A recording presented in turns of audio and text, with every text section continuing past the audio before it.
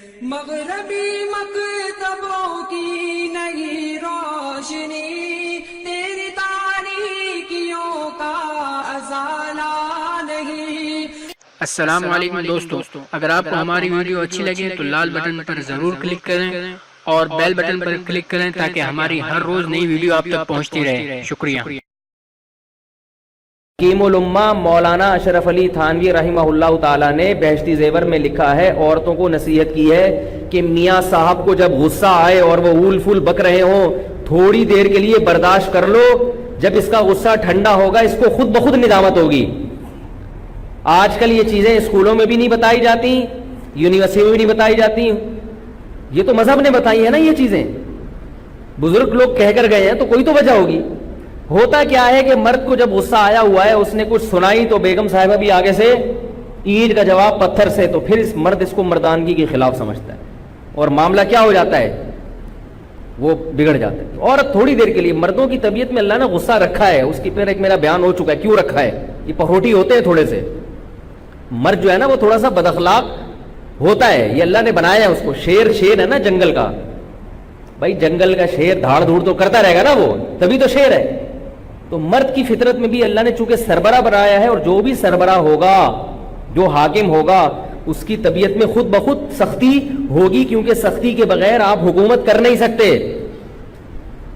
دیکھو فوج کے پاس کنٹرول ہوتا ہے نا، تو فوجی جتنا بڑا آفیسر ہوگا نا فوج کا، اتنا غصے کا تیز ہوگا، یہ تو ہم نے دیکھا ہے۔ میں نے کچھ وقت پاکستان نیوی کے ایک ادارے میں گزارا ہے، تو جیسے ہی کوئی بڑا آفیسر آتا تھا نا سروے کرنے کے لیے، تو سب کانپنا شروع کر دیتے تھے، سر پتہ نہیں کیا کریں گے۔ وہ آنے کے بعد پتہ ہے کیا کرتے تھے، کوئی بھی آ رہا ہے لیفٹنٹ کمانڈر سے اوپر کے جو بھی لوگ تھے نا، وہ بہت ہی عجیب ہوتے تھے۔ وہ کیا کرتا تھا، آ کے انہوں نے جو کمیشن آفیسر تھے جو اپر لیول کے، وہ جب آ کے ہوٹل پہ چیک کرتے نا کہ کب ٹوٹا ہوا ہے، تو وہ یہ نہیں کرتے آرمی کے آفیسر کہ اس کو جوڑ لینا، وہ اس کو اپنی توہین سمجھتے ہیں کہ ٹوٹا ہوا کب آرمی کے ہوٹل میں کیوں ہے، وہ اٹھا کے دیوار پہ مارے گا، توڑ دے گا اس کو۔ ہم نے اپنی آنکھوں سے دیکھا ہے، آپ کسی بھی آرمی کے آفیسر سے پوچھ لیں کہ ان کے ایٹیٹیوڈ یہی ہوتے ہیں، آرمی کے جتنے بڑے بڑے آفیسر ہیں نا۔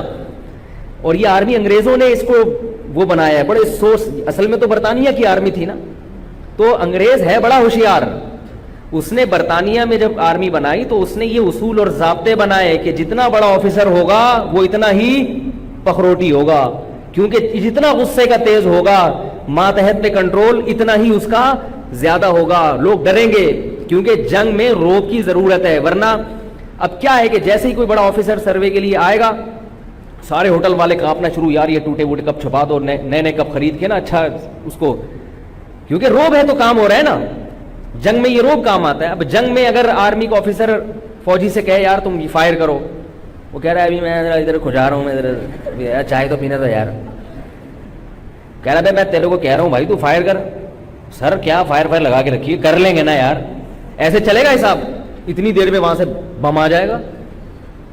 تو گورا بڑا ہوشیار ہے، اس نے جو آرمی بنائی اس کے اصول بڑے زبردست بنائے، اور یہی اصول شریعت میں بھی ہیں کہ بھئی امیر کی سننی ہے، اس میں نو کا آپشن نہیں ہے آپ کے پاس۔ تو ٹھیک ہے گھر میدان جنگ نہیں ہوتا، لیکن میدان جنگ بھی بن جاتا ہے وہ۔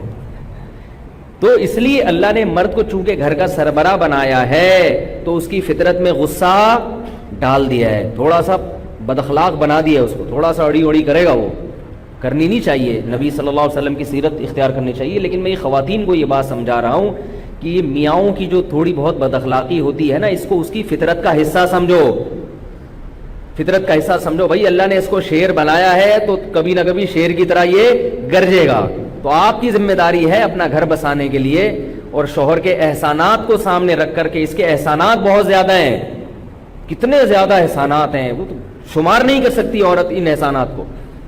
تو ان احسانات کی روشنی میں مجھے چاہیے کہ میں تھوڑی دیر کیا کر جاؤں، چپ کر جاؤں۔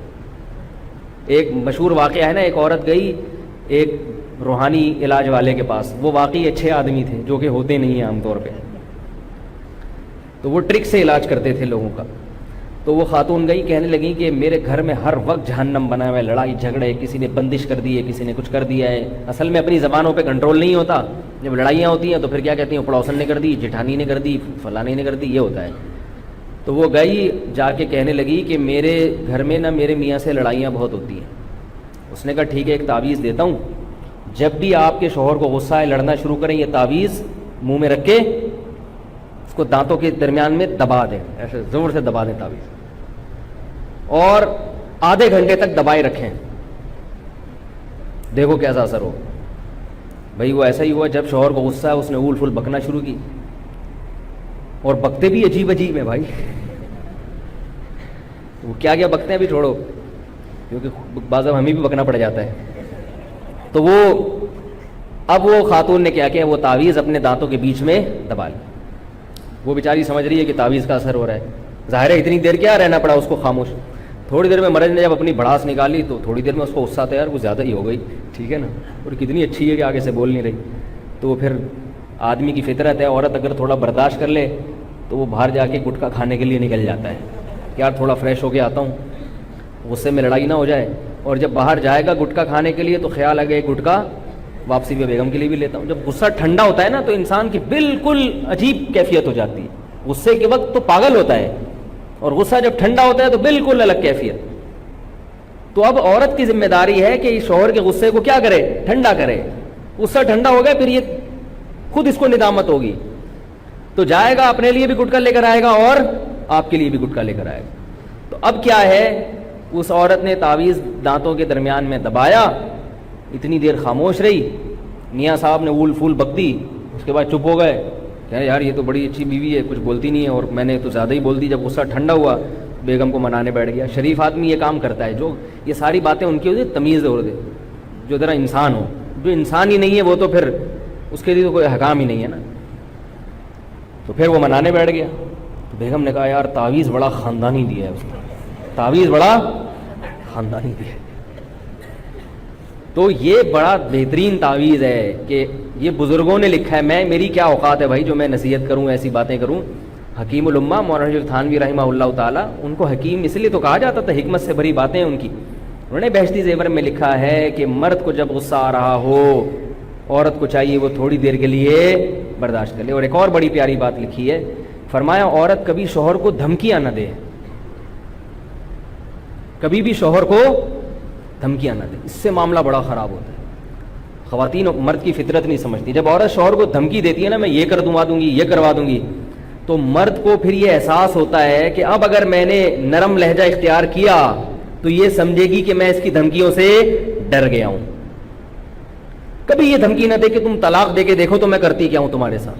کبھی یہ دھمکی نہ دے کہ تم جو ہے نا خاموش ہو جاؤ ورنہ میں دیکھتی ہوں میں کیا کرتی ہوں.